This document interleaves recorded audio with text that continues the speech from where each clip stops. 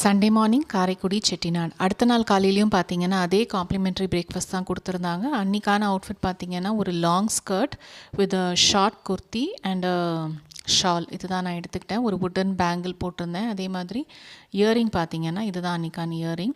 எங்களுடைய first destination அன்றைக்கி பார்த்தீங்கன்னா செட்டிநாடு பேலஸ் தான். பார்க்குறதுக்கே ரொம்ப சூப்பராக இருந்தது. ஒர்க்மேன்ஷிப்பெல்லாம் அவ்வளோ நல்லா இருந்தது. ஸோ அப்படியே இந்த மியூசிக் போட்டிருக்கேன், அப்படியே நீங்கள் என்ஜாய் பண்ணுங்கள்.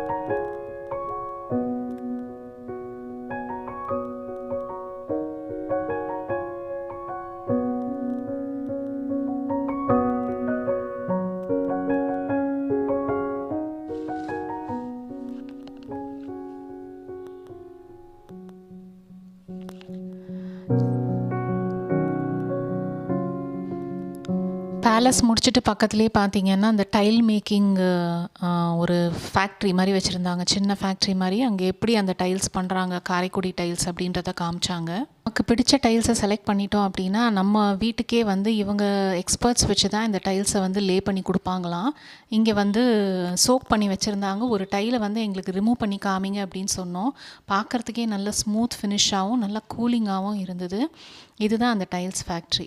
பக்கத்துலேயே பார்த்தீங்கன்னா சோலையாண்டவர் டெம்பிள்னு சொல்லிட்டு ஒரு பெரிய கோயில், ஐயப்பன் கோயில் அப்படின்னு சொல்கிறாங்க.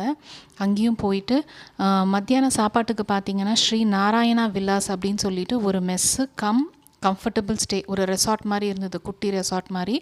அதையும் பார்த்துட்டு அதுக்கப்புறம் சித்தன்ன வாசல் ஜெயின் கேவ் அங்கே நாங்கள் போயிருந்தோம். அங்கே வெஜிடபிள் டைஸை வச்சு பெயிண்டிங்ஸ் எல்லாம் பண்ணியிருந்தாங்க. இதெல்லாம் முடிச்சுட்டு நாங்கள் ரூமுக்கு வந்து அந்த ஸ்நாக்ஸ் எல்லாம் ட்ரை பண்ணலான்னு சொல்லிவிட்டு இங்கே இந்த பேக்கெட் எடுத்து உட்காந்து சாப்பிட ஆரம்பிச்சிட்டேன்.